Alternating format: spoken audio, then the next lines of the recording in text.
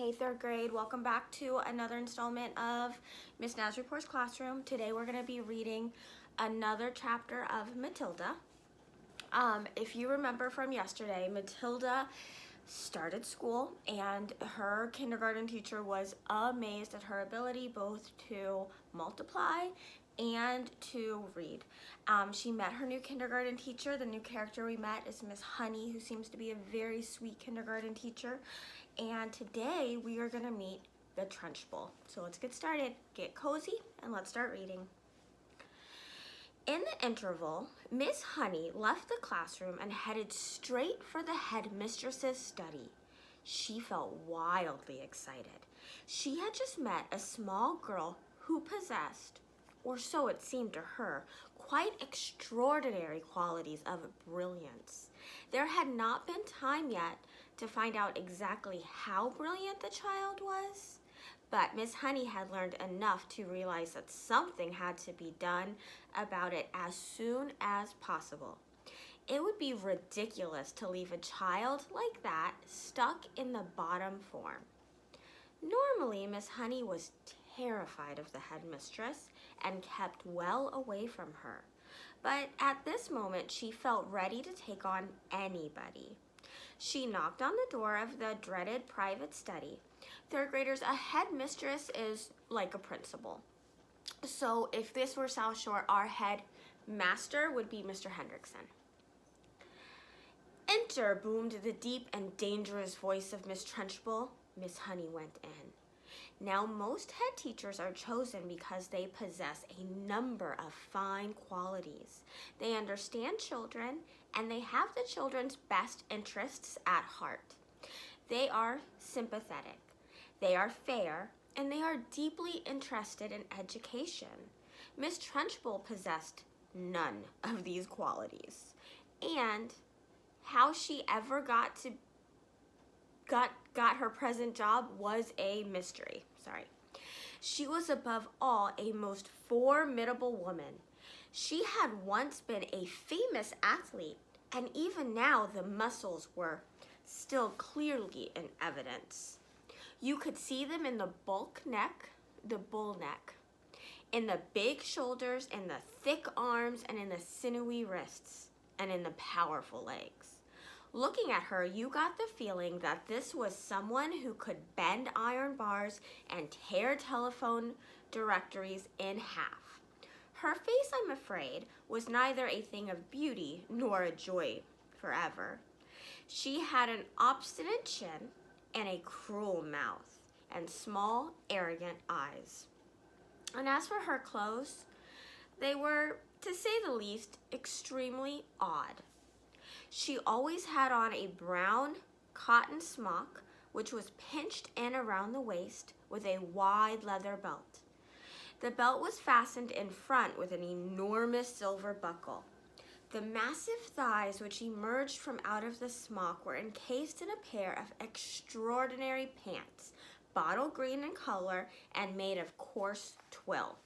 These breeches, which is another word for pants, reached to just below the knees, and from there on down she sported green stockings with turn-up tops, which displayed her calf muscles to perfection.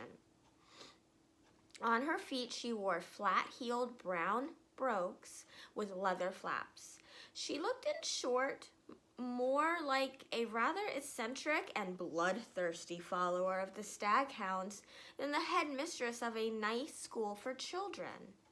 When Miss Honey entered the study, Miss Trunchbull was standing beside her huge desk with a look of scowling impatience on her face.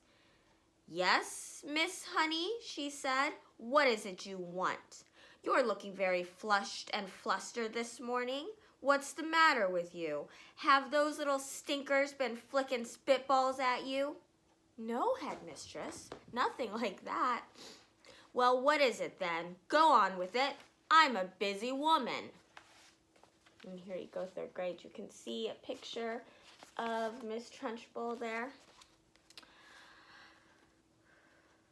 As she spoke, she reached out and poured herself a glass of water from a jug that was always on her desk. There is a little girl in my class called Matilda Wormwood, Miss Honey began. That's the daughter of the man who owns the Wormwood Motors in the village, Miss Trunchbull barked. She hardly ever spoke in a normal voice. She either barked or shouted. An excellent person, Wormwood, she went on. I was in there only yesterday. He sold me a car. Almost new. Only done 10,000 miles. Previous owner was an old lady who took it out once a year at most. A terrific bargain. Yes, I liked Wormwood, a real pillar of our society. He told me the daughter was a bad lot, though. He said to watch her. He said if anything bad ever happened in the school, it was certain to be his daughter who did it. I haven't met the little brat yet, but she'll know about it when I do. Her father said she's a real wart. Remember what Dad does for a living, guys? He sells really bad cars that he cheats and makes it look really good. He's just sold one to Miss Trunchbull.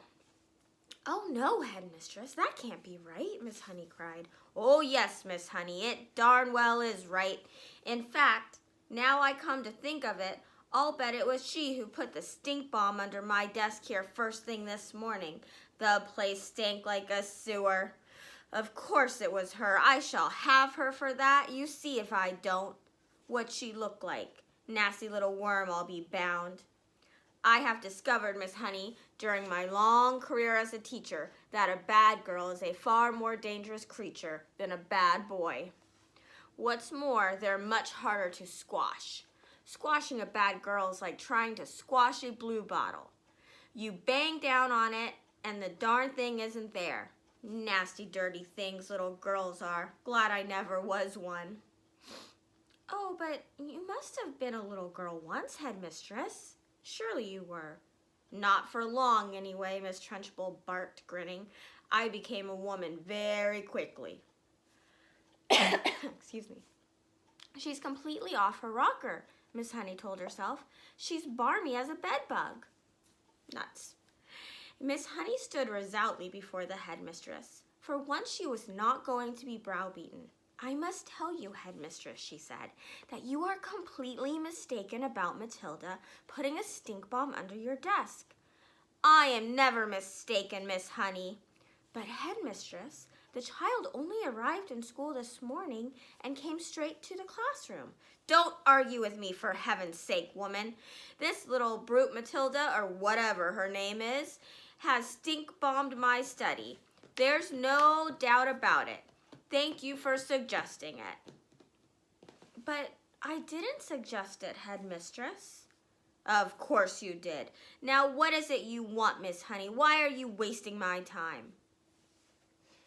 I came to talk to you about Matilda, Headmistress. I have extraordinary things to report about the child. May I please tell you what happened in class just now? I suppose she set fire to your skirt and scorched your knickers, Miss Trunchbull snorted. No, Miss Honey cried out. Matilda is a genius. At the mention of this word, Miss Trunchbull's face turned purple, and her whole body seemed to swell up like a bullfrog's. A genius, she shouted. What piffle is this you're talking about, madam? You must be out of your mind. I have her father's word for it. That child is a gangster. Her father is wrong, Headmistress. Don't be a twerp, Miss Honey. You have met the little beast for only half an hour, and her father has known her all her life. But Miss Honey was determined to have her say, and she now began to describe some of the amazing things Matilda had done with arithmetic. So she's learnt a few tables by heart, has she? Miss Trunchbull barked. My dear woman, that doesn't make her a genius. It makes her a parrot. But Headmistress, she can read. So can I, Miss Trunchbull snapped. It is my opinion, Miss Honey said, that Matilda must be taken out of my form, grade, I think that means, out of my form and placed immediately in top form with the 11-year-olds. Ha! Snorted Miss Trunchbull. So you want to get rid of her, do you? So you can't handle her? So Now you want to unload her on the wretched Miss Plimsoll in the top form where she will cause even more chaos? No, no, cried Miss Honey. That is not my reason at all. Oh, yes it is, shouted Miss Trunchbull. I see right through your little plot, madam, and my answer is no. Matilda stays where she is, and it is up to you to see that she behaves herself. But headmistress, please.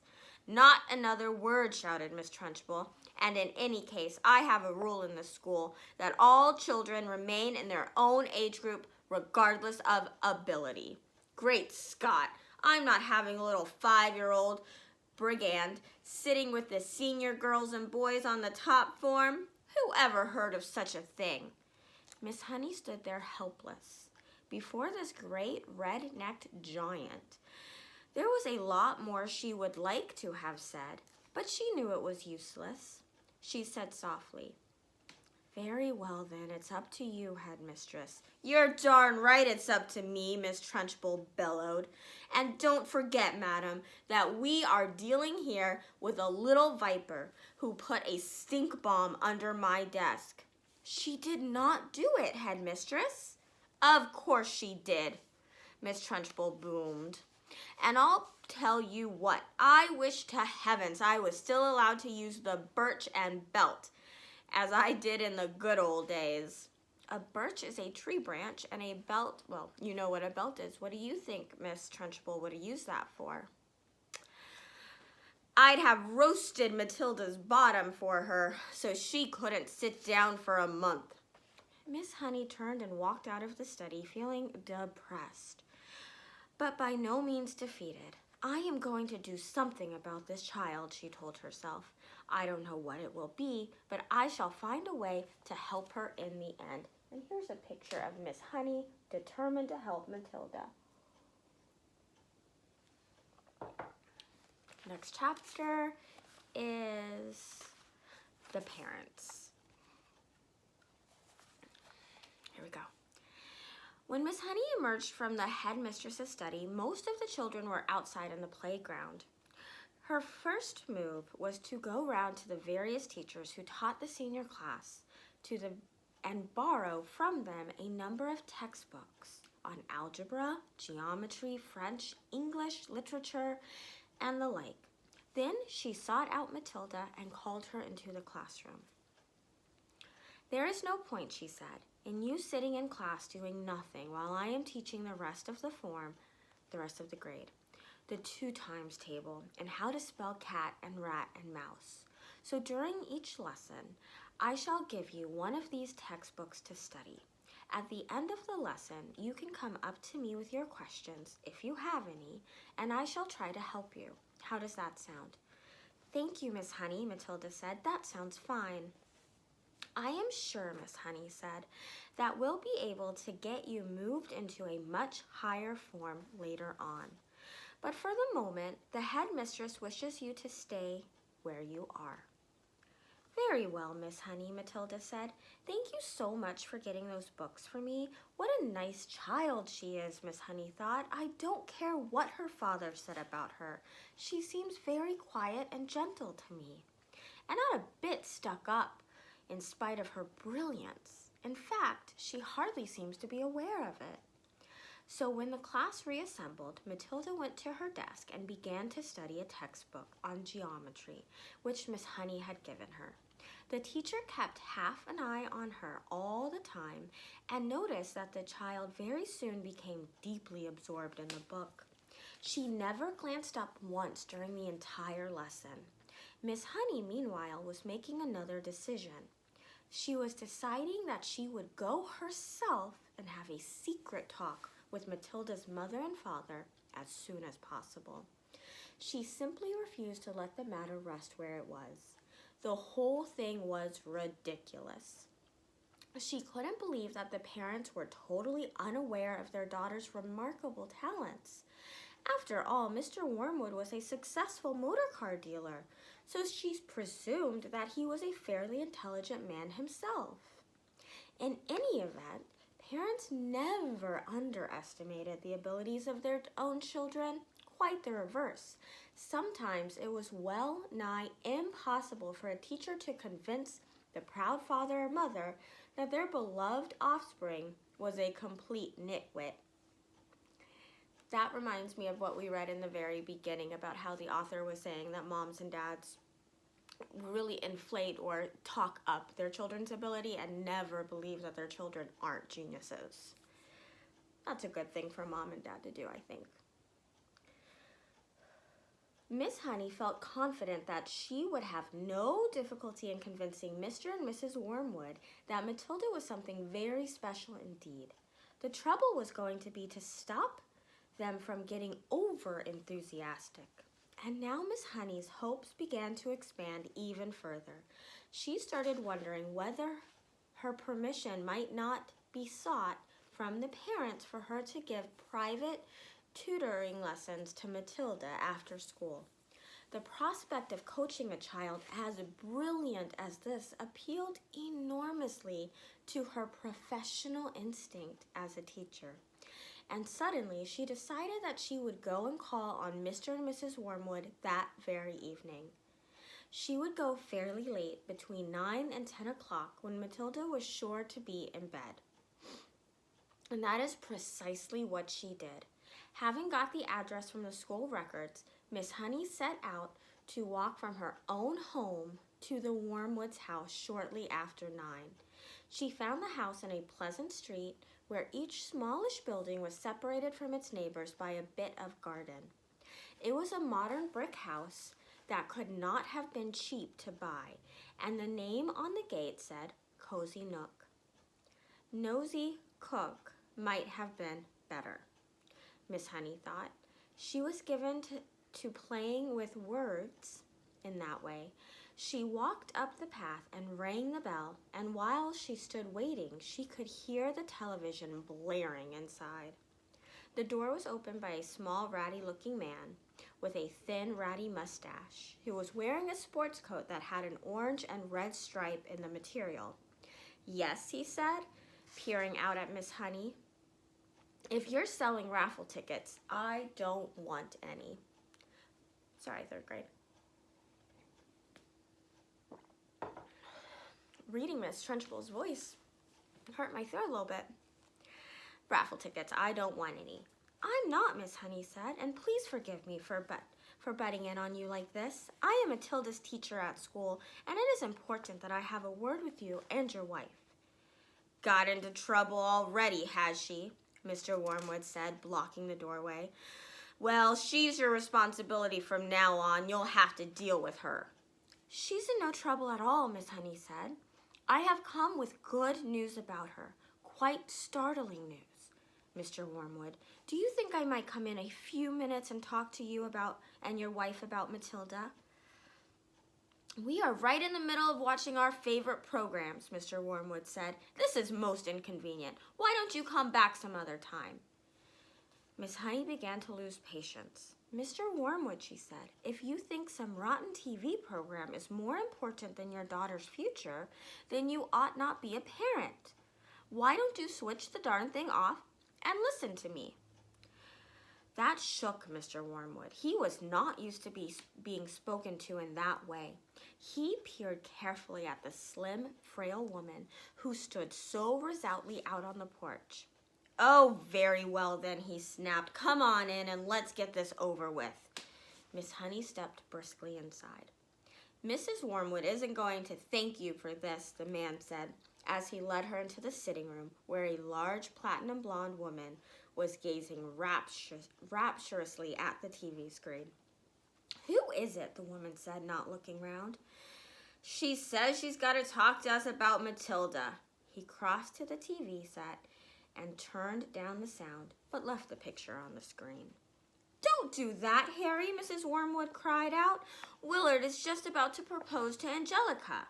And here we can see Mrs. Wormwood watching television. "You can still watch it a little while we're talking," Mr. Wormwood said. "This is Matilda's teacher. She says she's got some sort of news to give us." "My name is Jennifer Honey," Miss Honey said. "How do you do, Mrs. Wormwood?" Mrs. Wormwood glared at her and said, "What's the trouble then?" Nobody invited Miss Honey to sit down, so she chose a chair and sat down anyway. This, she said, was your daughter's first day at school.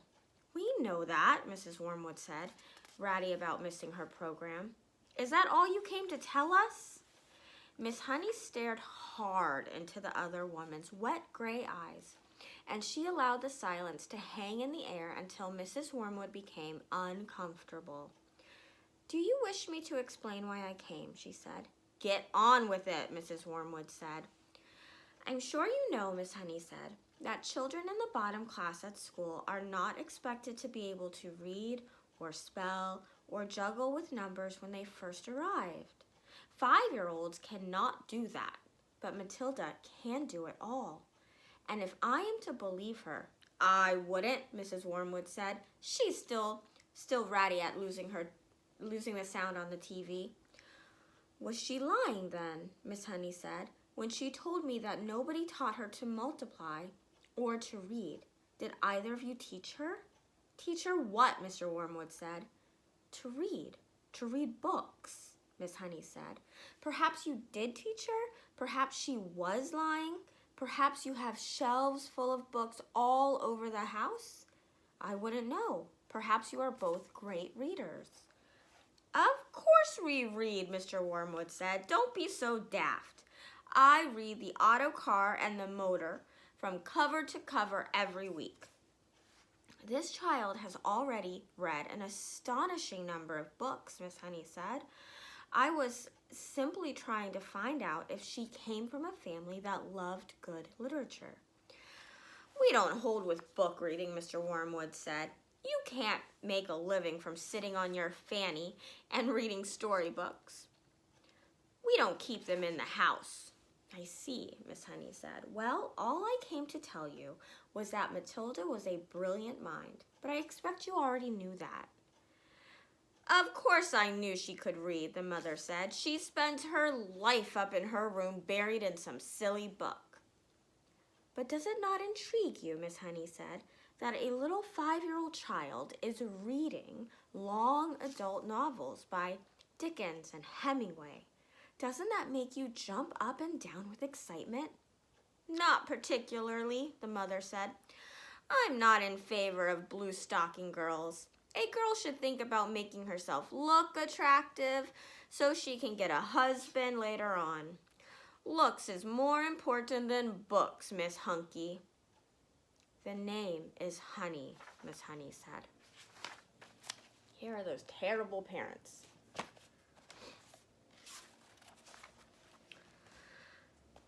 Now look at me, Mrs. Wormwood said. Then look at you. You chose books. I chose looks. Miss Honey looked at the plain, plump person with the smug, suet pudding face who was sitting across the room. What did you say? She asked.